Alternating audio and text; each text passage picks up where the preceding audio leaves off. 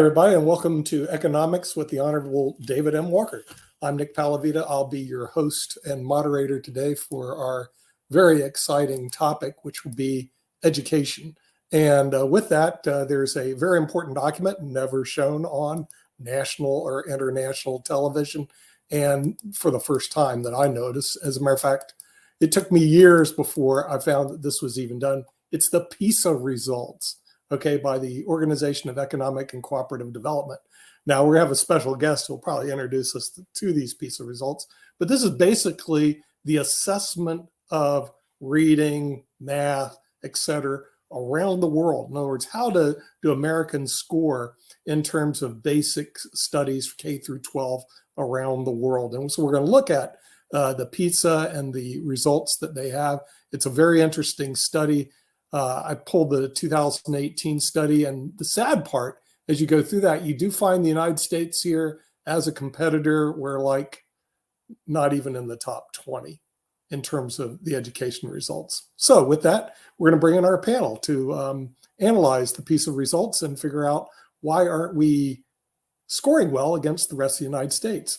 So first of all, we're going to bring in a person who's a member of the Mega Society, which is the top IQ 1 out of a million scores in the country. And that is Rick Rosner. Rick, welcome to the show. I'm sure PISA will be interesting for you to look at, a piece of pizza, especially the scores that you see the Americans put relative to the world. And then also this is like hidden from America. I mean, it's like we don't even want to discuss it because the United States, the winners are poor China, but definitely not the United States of America. With that, we have somebody from the education department who actually is a former professor at State University of New York and Albany, and a writer of a very famous book called The Millionaire Next Door and Richer Than a Millionaire. So we're going to bring in Bill Denko, and you're probably familiar with this study, I would say, right, Bill? Well, the basic content of it, but not the excruciating detail. Oh, not the excruciating detail. Well, the thing is that the detail, so you taught at the college level, okay? PISA is for the K through 12 level. Mm-hmm. And it's like the scores for math, reading, science around the world. And it's done, by the OECD. And what happens, though, the astonishing result is the United States doesn't do very well in the PISA results. And we want to know why our kids aren't learning. And also we'll bring in Sasha Starr from Canada. In other words, may be able to weigh in on this. But this document is like hidden from the world. Of course, Mark Lee is going to join us from Durham, North Carolina. Yeah, I joined, and that was the reason I joined. Nick, as you know, one of the companies that I work for when I'm not doing stuff at the Cultural Arts Center is a company that is actually in the testing business. It's actually one of the leading testers in the country, and I think that is part of the problem, is that we grade to the test or we teach to the test. And definitely there is a major company here in North Carolina. Actually, there are a couple of companies here in North Carolina that will talk to you about that, is how we grade to the grade to the exam or teach to the exam. Sure. So the kids are actually learning the exam and not necessarily learning the material. So I don't know if Bill's got any thoughts, because that is a conversation that has been going on in education for a number of years. And like I said, without naming the company, I may name it later, but it is very much known in the grading circles and all along those lines. But it is definitely one of the leaders, and even they will admit that a lot of times the teachers, and they have to meet with the teachers, are being the students are being taught to the test. So a lot of times it's not about developing critical thinking or developing the ability to actually have a coherent argument and all along those lines. It is trying to make sure that you are meeting the standards that they want you to meet. That's part of the whole conversation around Common Core and all in that space. And I think Common Core has been supported by both of those on the Republican and the Democratic side. And I think that there are some issues around Common Core, and even the way that Common Core is now even tied into the AI conversation as well. Because part of the reason I still have a job with that company is because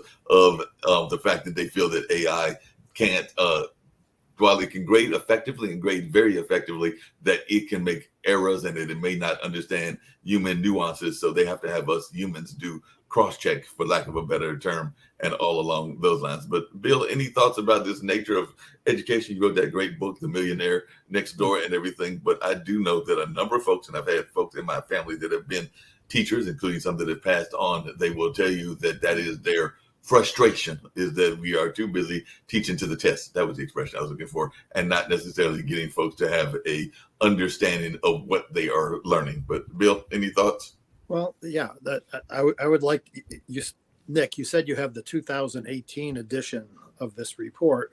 Yeah. I would like to see what it was like in the year 2000 or 1990 if they did collect data such as this. I mean, what I suspect is there's a downward trend for the United States. And I can look at this, being at the, professor at a university, since like 1980, to the early part of this century. The two things are happening. Either I was younger then, and maybe the students were brighter, or maybe as I got older, I didn't understand why the students were less able in towards the end of my career. So I think empirically, from my observation, students are less prepared, and most of my students were from the United States. So I can, anecdotally, I can say that these results are probably true.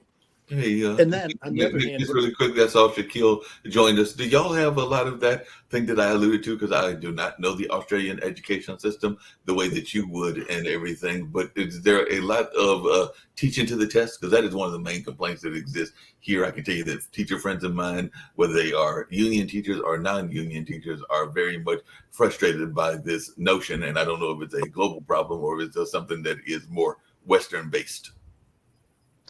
You don't have any problems, Mark, in the United States that the rest of the world doesn't have. The rest of the Western world has the same problems as you guys. I know that upsets you because you guys think you're unique, but we actually have the same issues. And I can tell you that when we are teaching our kids to focus on all sorts of other issues, and we're not teaching them to focus on their grades, they get left behind. And if they happen to be unfortunate enough to be like myself, I won't tell you what my IQ is. I'm not going to in any way compete or compare myself to Rick Rosner. But if they are unfortunate enough in any way to have a high IQ and to be an academic outperformer, there is a significantly higher chance of them dropping out of school than there is of them completing it. Because our school system sucks. Our school system sucks. It makes bright kids get so frustrated and bored that they drop out. And our school system sucks because it has the lowest percentile of kids that also get so frustrated that can't keep up, that also drop out. And the way to fix that, in my opinion, is to make sure that we change the school system, that parents have more of a choice. But that's never going to happen when you have a top-down approach to education. Hey, sorry, Rick. Shaquille, along those same lines, North Carolina used to really pride itself on vocational learning and trade and a number of things around that area. And there are still some schools that are doing quite well in that. But I do know that there are some folks that are seeing the vocations and the trades leave in our school systems. And this is also frustrating some of my parent friends and everything. So I was wondering, is that an issue in Australia and around the world? Because you are a world traveler and everything. Because I think that we don't give enough respect. And as you know, and I know, there are some people that are plumbers and brick masons and a number of other folks that can make some pretty good money, maybe as much money as the doctors, lawyers, and Indian chiefs. Of course, but it's the same issue. In my personal opinion, and certain people within the finance industry disagree with me on this, and that's fine. But in my personal opinion, you've only got to listen to the criticism of the education system that is put forth by so-called conservatives. What do they say? We want our children, and this is the only point of the education system, we want our children to be productive members of society. And this especially comes from immigrant parents like mine were, right? They come into Western country, they say, get an education. If you get a good education, you'll get a good job. And if you get a good job, you'll have a nice life. And they're correct. They're right. Anybody can do that. That's fine. The problem is I don't want to work for somebody else. I don't want to be a good little boy. I don't want to be productive for society. I want to look after me. Okay? And society can do what it wants to do. If I've got to pay some taxes to help society get along, that's fine. But I'm not here to live my life in servitude to society. That's exactly the reason why I became a finance trader in the first place. That's exactly the reason why I live my life the way I do, because when I was told off in primary school for being too rebellious and not respecting authority, through my teenage years, my early 20s, I thought, yeah, maybe they're right. Maybe I should respect authority more. But now that I'm a bit older, to hell with authority. Who the hell are they? Why do they have authority? So this is the problem that we have with the school system. We are institutionalizing our children from their earliest ages. They go to school, the bell rings. Between that bell and the next bell, you've got to work on your schoolwork, whatever else it is. Then you have a break. The bell rings, you've got a break. Then you have another bell, now you go back to school. Then you have a bell and you've got to go to lunch, right? Very regimented, very much like you're working in a factory. To hell with that. That's not how education was working a few hundred years ago, and we did pretty well back then.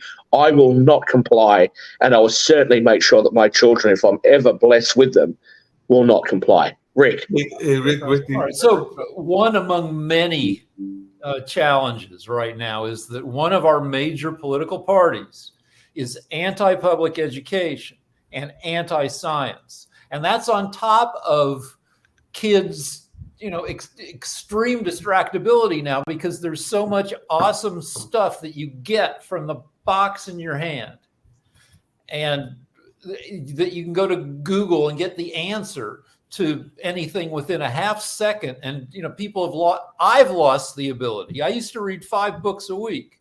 Now I'm lucky to get through a book a month because I'm always looking at stuff on Twitter. But we need a push for public education, and we need the Republicans to quit pushing against it. Rick, you're intelligent enough a person, an old enough a person, to make your own choices. If you think Twitter's a problem, get off it and go to your library if you think you should be reading more books. But I want to make a bigger point. When I was growing up, I went to a Christian school many Christian schools as I was growing up. Richard Dawkins came out with this sort of, not anti-intelligent design sort of thing, Darwinism. And he targeted children. And I watched those, much to the ire of my school teachers at Christian schools. But I watched it anyway. But it was allowed to happen. Now we have the reverse. Now we have science, as you've called it, so-called science, that we know for the last at least 20 or 30 years has been politicized. We know that you can't get grants for certain types of studies. You can only get grants for certain studies that comply with a particular political view. And the science has been slanted. And you point that out, and you're called some sort of radical right-wing extremist. If we really believe in science, I'll ask the same question I asked a handful of weeks ago. We know, for example, that testosterone levels in men and women and certain animals has declined precipitously over the last 30 years. Should we do a study on that? Should we try to work out whether that might have an effect on something and what the possible solutions are? Well, we could, but unfortunately can't, because the politics says testosterone leads to toxic masculinity. So when people want to sit there and lecture conservatives, which I am not, but if people want to sit there and lecture conservatives about following the science, yeah, I'll follow the science when the science is fair. Also, I'll follow the science when I can read both sides of the argument, even arguments that I don't agree with. Richard Dawkins, for example, there was a study done where the question was asked, we breed horses and greyhounds and other animals based on their genetic traits to build or to breed stronger animals.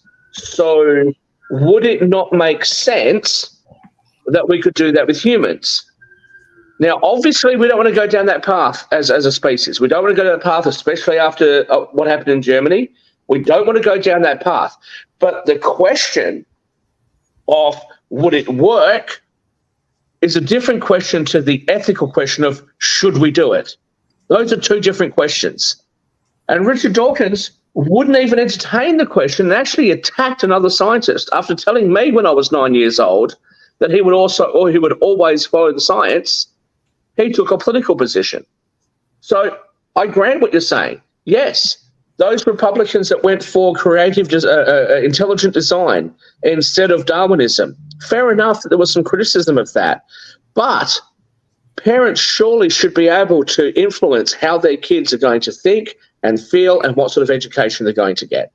I'd bet that more than 99% of papers in the hard sciences, physics, chemistry, much of biology, don't have any political slant. I mean, you can talk about the soft, you can talk about sociology and poli-sci. Obviously, all that stuff's going to have plenty of slant. But in the hard sciences, there's going to be very little. All right, you get into climate change and stuff, and the Republicans are going to fight studies of that.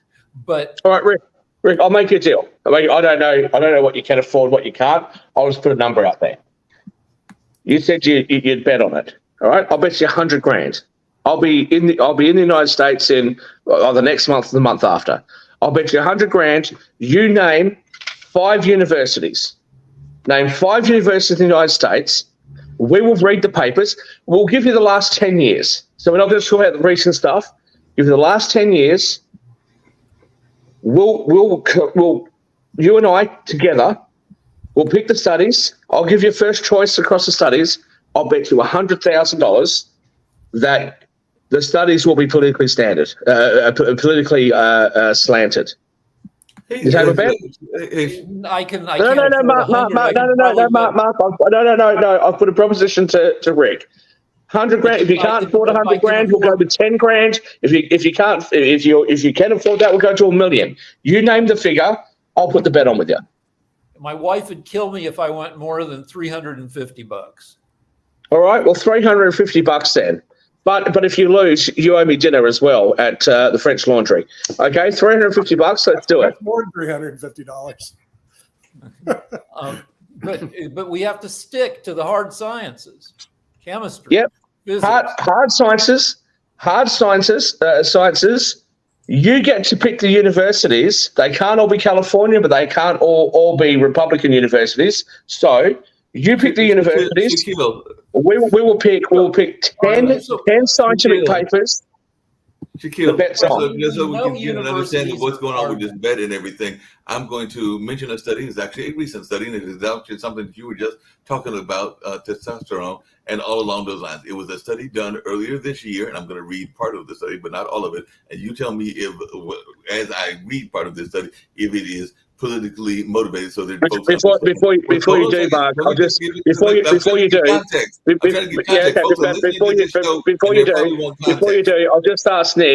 ask Nick. Can you please correct that, because it wasn't just 100,000. I was prepared to go to $1 million, but he turned me down and he offered 350.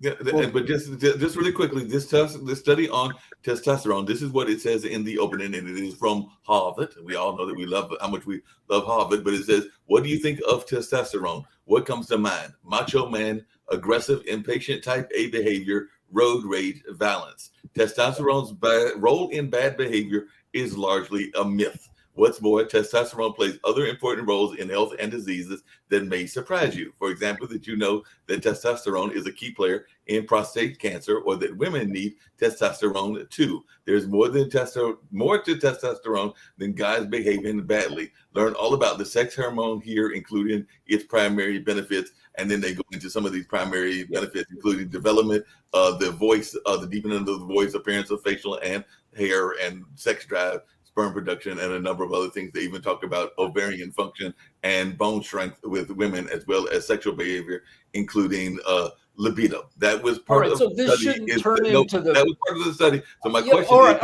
all right. Like this shouldn't turn into the testosterone hour, but I can tell you personally to that study that I am dealing with dropping levels of testosterone. I've lost muscle. I've lost rigidity of a particular part of my body. So, and I've worked in a bunch of places with people who were testosterone heavy, including steroid users and dealers. So yeah, I'm familiar with testosterone and what it can and can't do. Right. And my only question to everybody on the panel, because it also talks about enlargement, prostate enlargement, dealing with difficulty urinating, liver disease, acne, fluid retention. And there are some people that might say that notion of the masculinity part of it would be politically motivated, but they actually said that that is counter to what their study was and all along those lines. So my question that I asked earlier was, from what I read, and I could go into more of it, does that sound like that have political overtones? Because that was my question. Yes, we know yes, it does. It does, because if there was a precipitous drop in the observed rates of estrogen within the population, we would be concerned about it. Okay. Right. Now, I don't hate women. I'm not a chauvinistic pig. Okay. I might make some chauvinistic jokes, but most of the women that I know will laugh along with me because I'm being a dickhead. Okay. I love women, and women, although I'm single, women generally love me. Okay. We have to look at what are the changes in hormone levels across our own species and also across other species. If we are seeing changes look, if you want to go political with human beings, if we are seeing changes in animals, and we can also observe that there has been a precipitous drop in testosterone levels with those animals, Kimberly, I still love you, come back.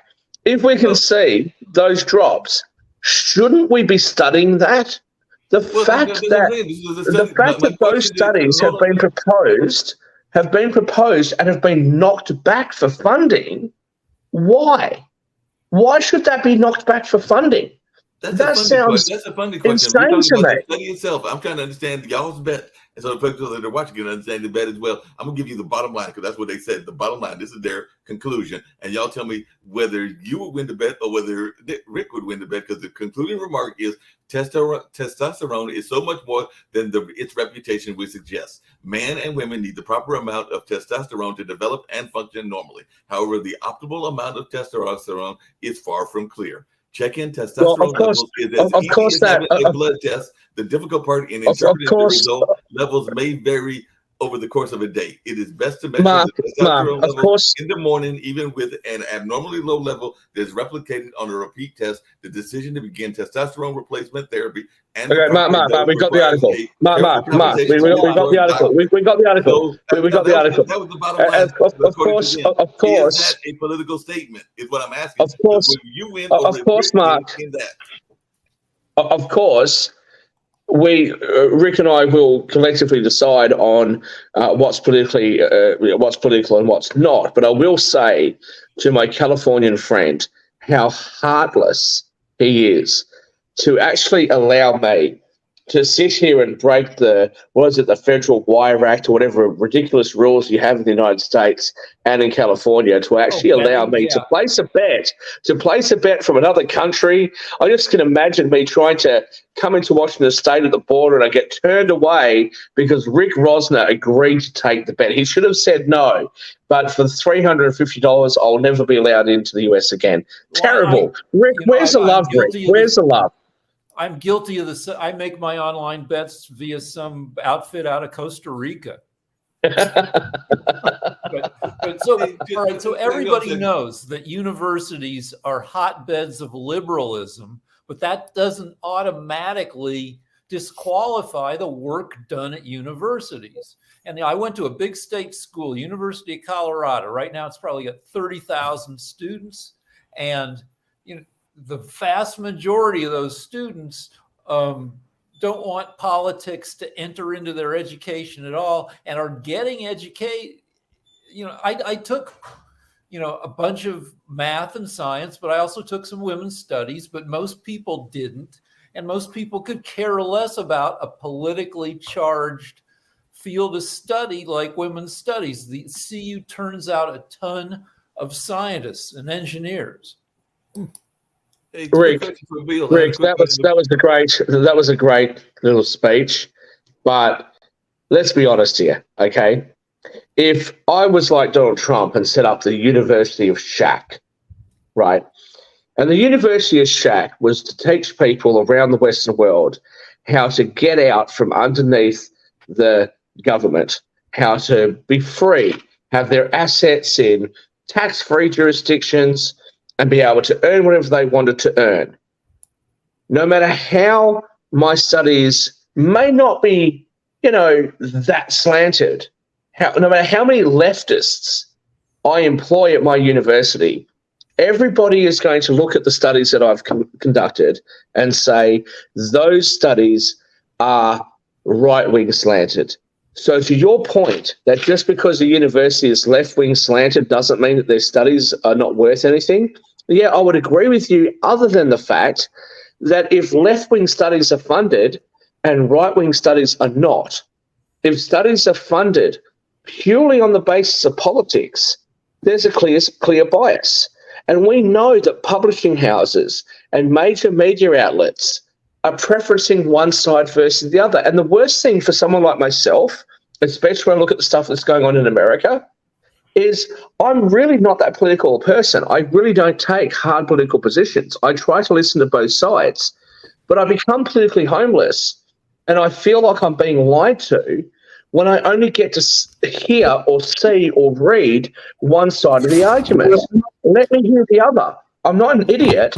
Let me hear the other side. I may not agree with the other side, but let me hear it. And when those studies aren't funded, it's slant science in one political direction. But Let's hear from Bill Danko, because, Well, the comment was directed at Rick, so I'd like to have Rick respond to it, but Bill, you go first.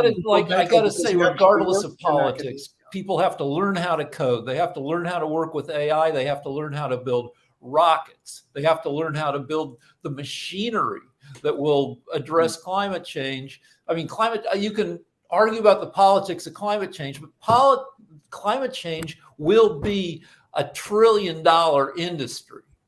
And we need to, I want to educate the generation of people who are going to make a ton of money off of that stuff. And Bill, I know you want to say something. If you don't mind, I just want to jump in. I'll just ask one quick question, Rick. I know that you respect me greatly, as I respect you greatly. So I'll ask you this one question: left wing, right wing, Democrats, Republicans, Liberal Party, Labor Party, or Labor Party, Tories in the UK, whatever. Right? Let me just ask you this one question: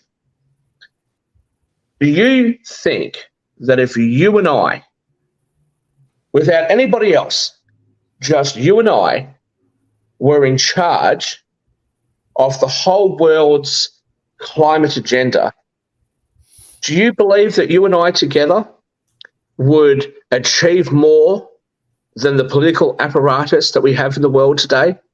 Well, certainly more than America's political apparatus, but yeah, because we would look at the science, we would look at, I believe in climate change, but I also believe that expecting people to change their behavior that will address climate change in any significant way is a ridiculous hope.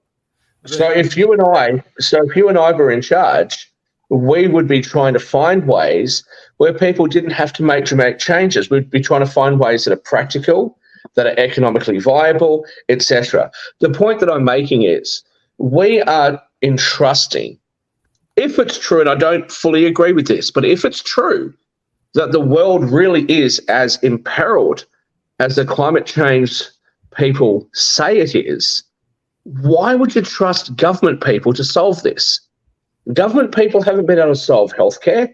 They haven't been able to solve the environment. They haven't been able to solve taxes. They haven't been able to solve, the problems of the justice system. They've made a mess and a mockery out of everything. Why would you, if you really truly believed that the environment and climate change was this much of a calamitous threat to our very existence, the last people on earth that you would entrust that responsibility to would be politicians, surely. But to my main point, Rick, you and I could sit here with the other panelists. We could sit here for the next week or month and come up with better solutions than what these turkeys in politics are coming up with. And that is the major problem with the world today. No, hold on a second, Rick. Hold on. I want politicians to get out of the way.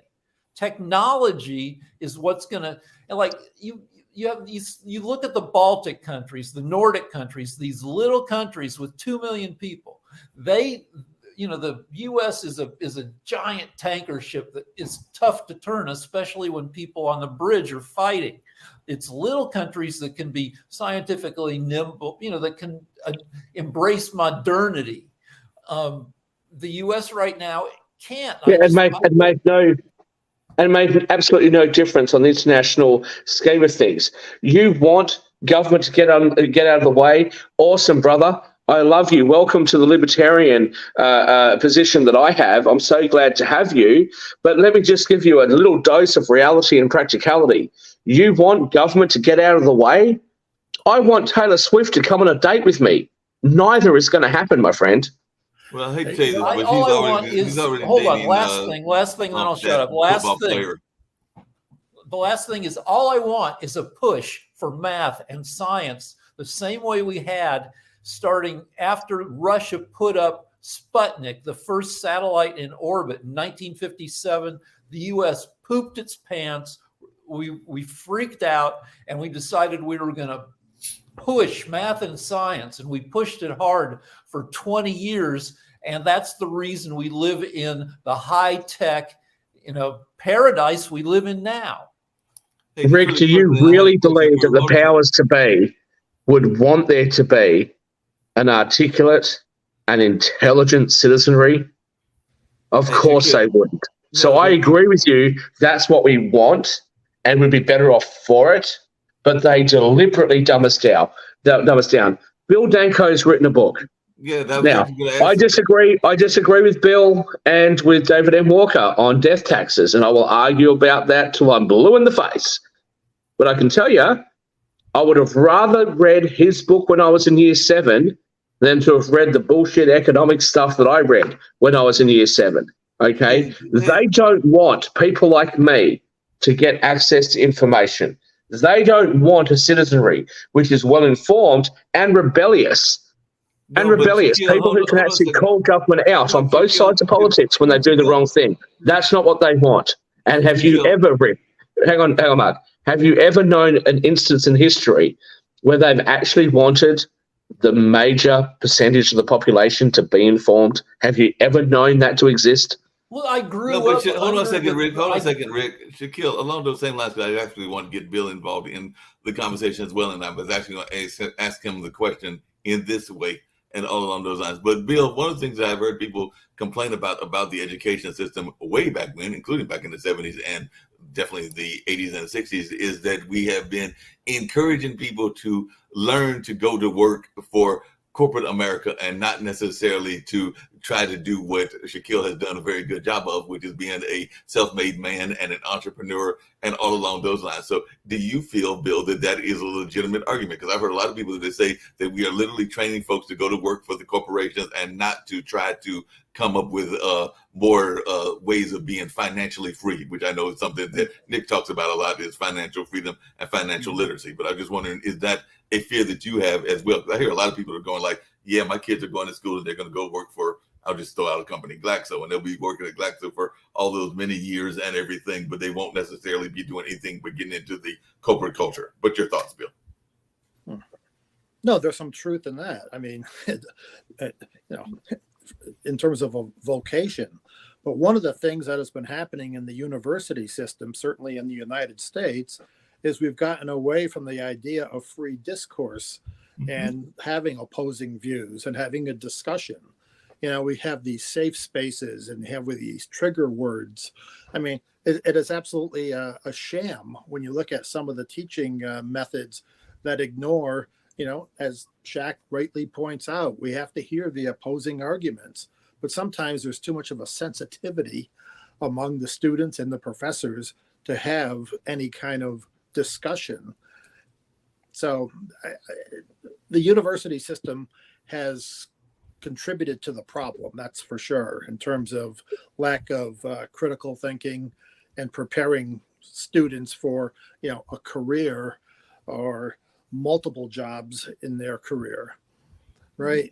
Yeah. So, look, one of the things that I really like seeing in the United States right now is, I like this guy, Mike Rowe, who does the Dirty Jobs programs.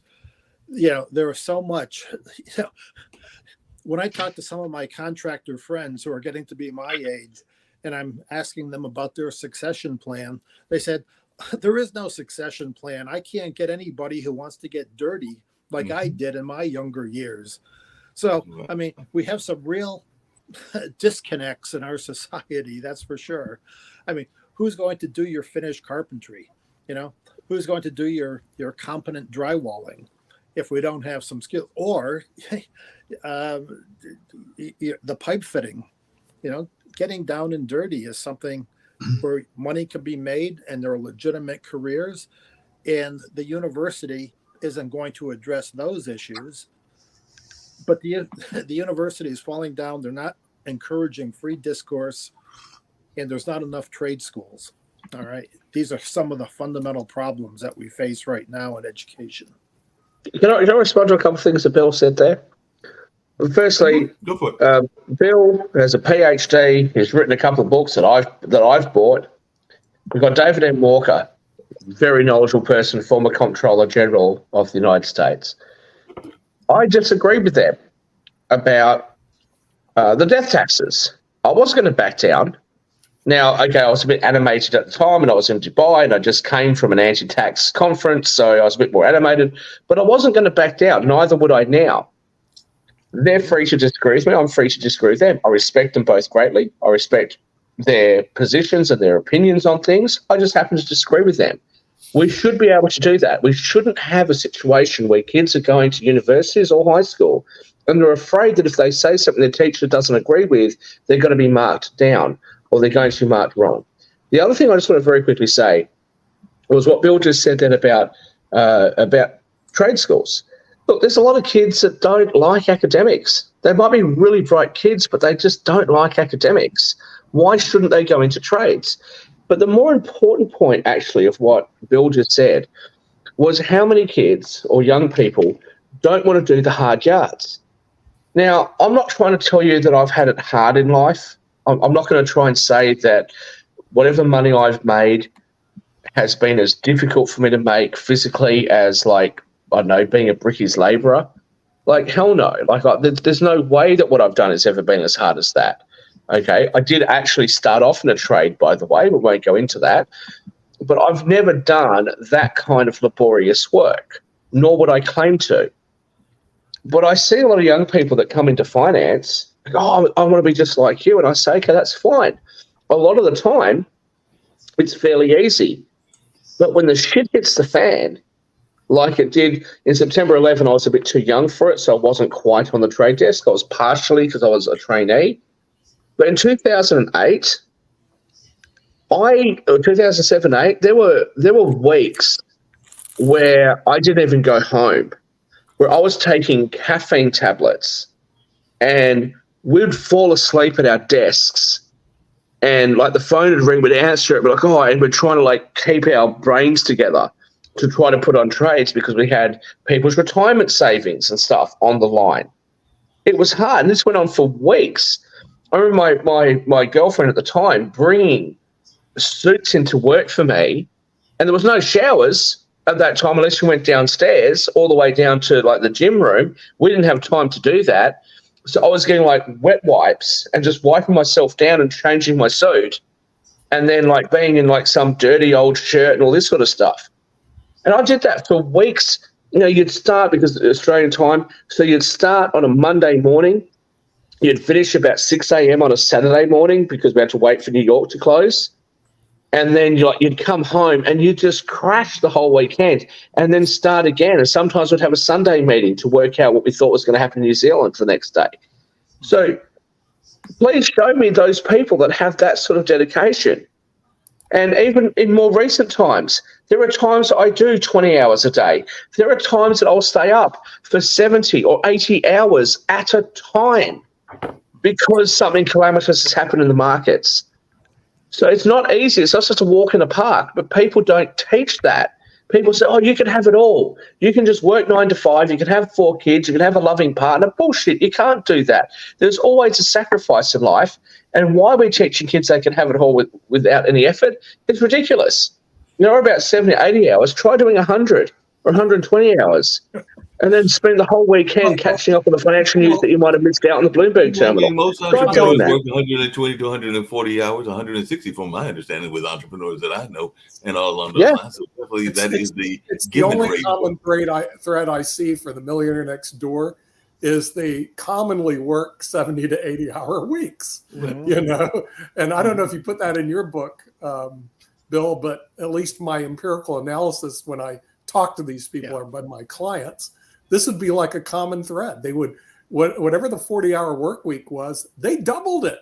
And the reason they got paid more, they said, well, I work twice as much as my employees. People ask me recently, because I don't wear my gold watch that often, I'll wear this one. I do still wear my gold watch, but I normally wear this watch, which is a Garmin, and I'll wear this thing called a Whoop. And I said, well, what's going on with that? Why are you doing that? So I've got a former military person who's the Australian equivalent of like a Marine or something like that. And he monitors what I'm doing and tells me to exercise, and I never do them, but he tells me to exercise stuff.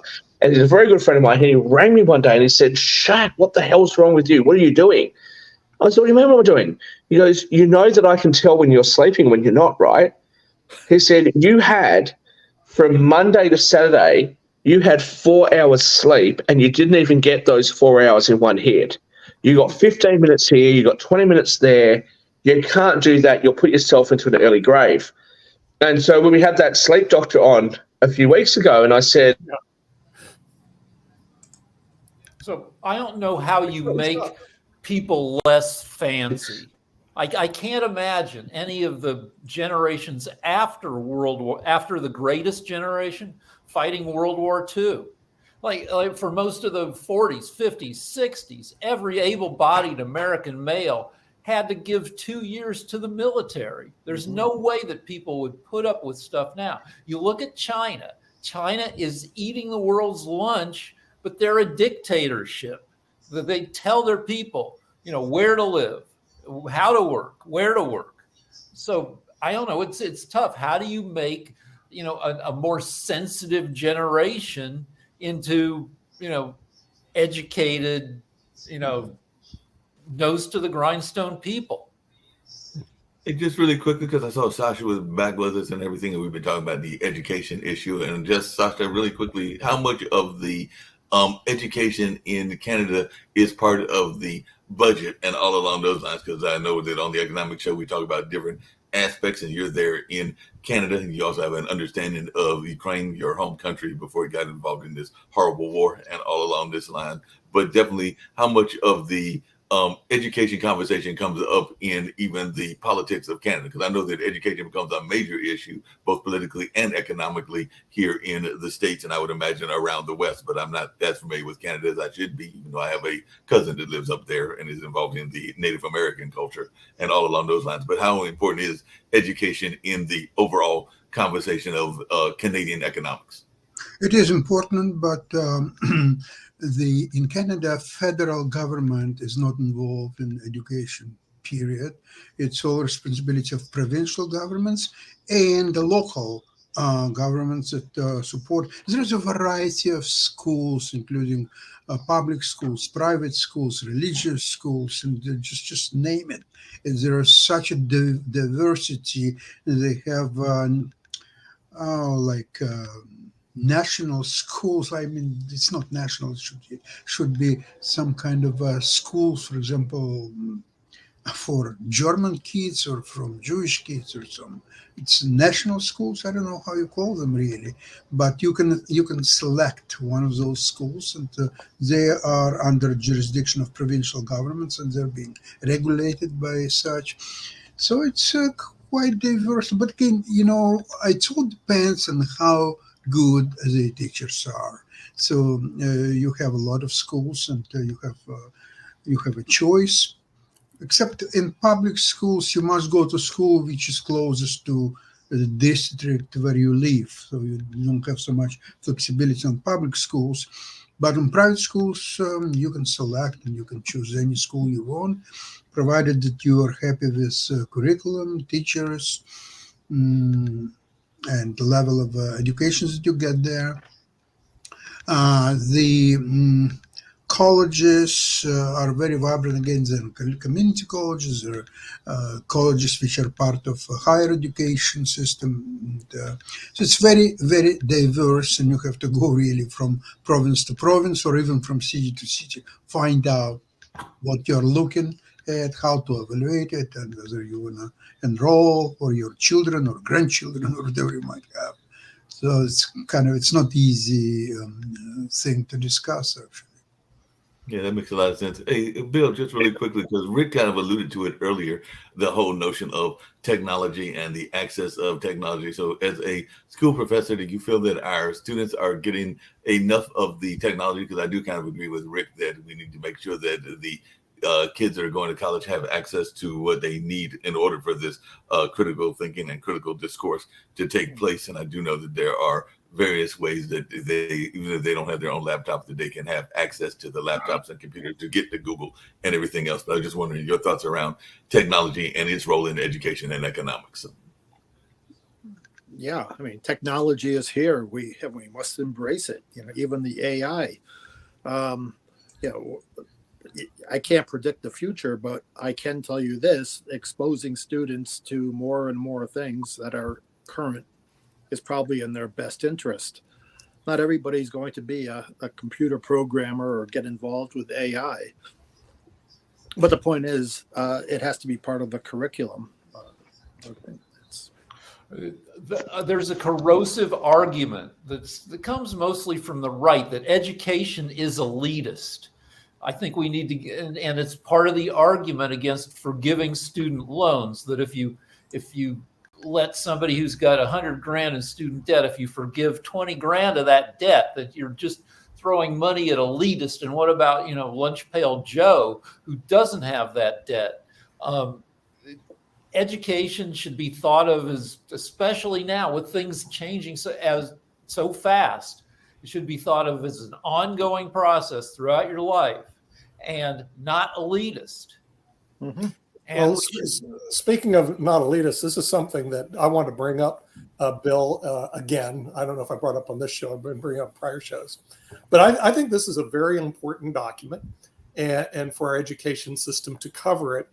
But after going through a lot of education and looking at education, no one ever covers this particular document. It's called the Budget of the United States Government. And the thing is, the reason why this is an important document, it represents 25% of our gross domestic product. And this is everything that the government spends money on. Yet, I went to 10 years of college, got a BA, MBA, JD, LLM. I even taught at Northeastern University, taught at Campbell Law School, and went through a lot of curriculum to see if anybody ever covered this in any course in the United States. Hey, Nick, I hear what you're saying. Nick, I hear what you're saying, and I agree with you. But I got a quick question. I got a quick question for you that answers maybe my thoughts around it. I do think the budget is important. I think we got to deal with the budget and have an understanding of the budget and all along those lines. But there is another document, and I have a pocket version of it. I wish Shaquille was here so that he could see, because this is just a pocket version, and it's giving fascinating facts about it and all along those lines. But I would ask you that, how many people, and I don't have any kids, but I do have my 2 nephews, how many people have actually seen this as well and all along those lines? Because you will look, that is a copy of the U.S. Constitution and interesting facts about it. Well, and I would argue that is also not taught enough. I can tell you they actually cover constitutional law in the Constitution. I learned it in my political science class at University of South Florida. They had it in law school, obviously. So the Constitution was covered. And frankly, at law school, they actually had very good teachers under constitutional law. And you can actually read quite a bit about it. Okay, that being said, the Constitution doesn't represent 25% of everything we spend. This document does. And it seems to me only the elitists read it. The first part is basically, I'm 43 pages into it, is a sales job. It's the sales job. I call it a sales job. It's basically the president's gurus telling you why it's a good idea to spend all this money and why we're spending $5 trillion and we're only taking in like $4 trillion. Does it explain the pork? Because I guarantee you that in that budget is tons of pork and all along those lines. So the meat. Okay, finally, after you go through, I'm on page 60. Finally, you get to the meat of exactly what you're spending money on, starting with the Department of Agriculture. And you find out the Department of Agriculture isn't just spending money on agriculture. They're spending money on strong nutrition safety nets, building a supply chain. By the way, some of these things are important, but then as you go through them, some of them are just pork jobs in the billions and billions of dollars. And I'll give you one example. Okay. One example, they're spending $3 billion to educate people on LGBTQ rights. All right. $3 billion, that's basically wasted. And the reason why it's wasted, if I told Sasha, we're going to give the chess community $3 billion to have kids learn how to play chess, what would that do to the chess community? I would ask for 6. 6 billion. Okay, but it doesn't matter, Sasha. It's a huge amount of money. And the thing is, then you have kids playing chess, there'd be tournaments, blah, blah, blah, blah, blah. But not one dime is devoted. Nick, hold on a second. Nick, you say it's hold on a second. You say it's wasted. You say it's wasted, but that group, and Rick can talk to this as well, but that group has definitely suffered a lot in their mental health, and a lot of that, and part of that money is probably to go around studies and efforts to help that community as well. The chess players have suffered a lot. I mean, the thing is, this is what I'm saying about the crying liberal, and I'm a Democrat. This is, to me, is crying liberal trash. But I don't know the exact figures, but the figures are very high in that community, particularly around certain parts of that community and everything. And I think that they have as much right as anybody else to be represented and to have their voices heard. That's just my opinion. I will definitely say that I am probably one of the more liberal folks here. I agree. You go ahead and send them a check. Okay. My wife has worked at a couple. Money and our money. Okay? My wife has worked at a couple liberal Los Angeles high schools, and those schools have a lot of kids struggling with gender issues and are a little miserable. But you know what? I and my friends struggled with virginity issues in high school. So we should give you $3 billion? No, we should. It's a distraction that no matter even if a kid is struggling with gender issues, that kid still wants to be freaking educated and be prepared to be a productive adult. Maybe the kid doesn't realize it because the kid is all sad because, I was sad all through high school because girls didn't like me, but I still needed to be educated. We need to look at it like what you just put up here with the budget. The discussion needs to be about how to educate modern kids with the same kind of dialogue we had in the 60s when Sputnik made us re-examine how we were teaching people. Rick, I would like to remind you that 100, 200 years ago, European nobility would send their sons to Brussels to get sex education and experience at the same time. And that worked wonderfully. They were feeling really a man from that point on, and they enjoyed themselves, and that is, in my opinion, a proper education. Well, yeah, there are solutions that don't cost money. Realize the American government is broke. You got to start with a proposition, 30 trillion in the hole going 2 trillion in the hole. Then you start looking at this in a different light. Okay, connects more rural Americans to high-speed internet, $2 billion. That's $2 billion of taxpayer money that we're borrowing from your grandchildren to pay so that somebody in rural America gets high-speed internet connection. Too bad. If they want it, they can pay for it. But this is what this is what the Republicans need to go over. This is what the media needs to go over. The budget. Don't close the government down. That's ridiculous. Instead, what you want to do is go through each one of these points and look at them. It's 171 pages, 60 pages of sales job, but 100 pages of meat that needs to be discussed, and see whether or not do we really need to spend $2 billion. So if I'm a farmer in Podunk, North Carolina or Kansas, I get high-speed internet.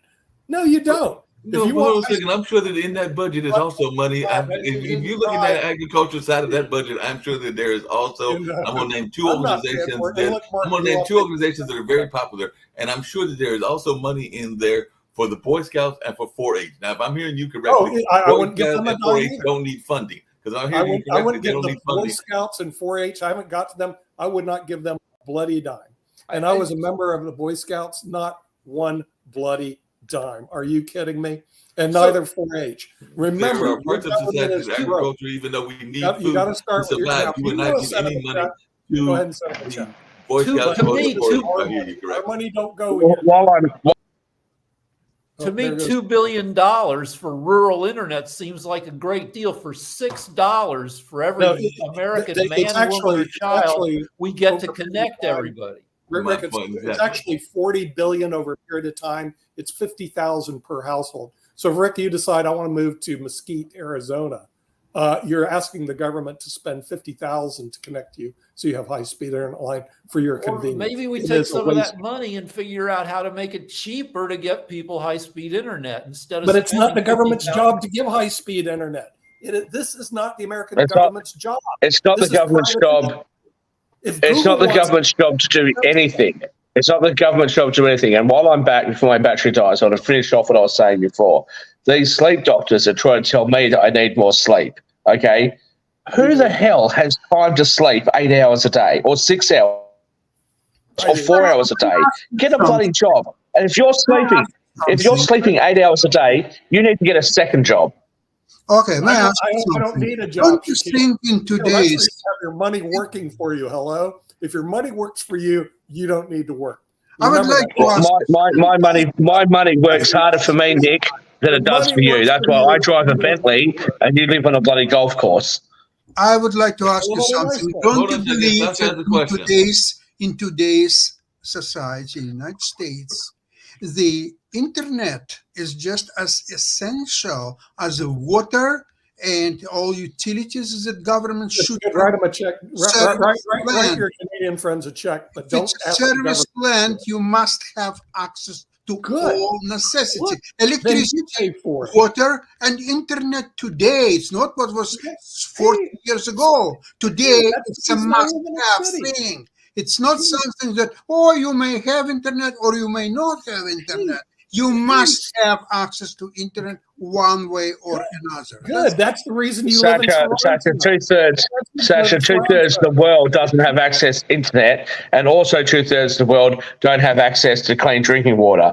And I'm sure if you go and ask them, they prefer the water over the internet. Wants to be a third world country, then should crash all the internet, don't provide internet, don't build anything, and you will be in a couple of years a It's third not. world country. Hey, listen. Well, Sasha, if the half-baked socialists up in Canada can't work out how to provide internet to all the Canadians, and the half-baked socialists in the Democrat Party in America can't work out how to provide internet, what do you want the rest of us to do? We pay our taxes. You guys figure it out. No, Hey, in Canada Shaquille, is hold on a this. second. If It's almost it's a time to end the service show and plan everything. that somebody is buying, he is buying access to electricity, water, and internet. It must be No, part of no, the service No, Sasha. plan. No, There's Sasha. no He's not. life He's today not buying without access to it. internet. Don't you understand that?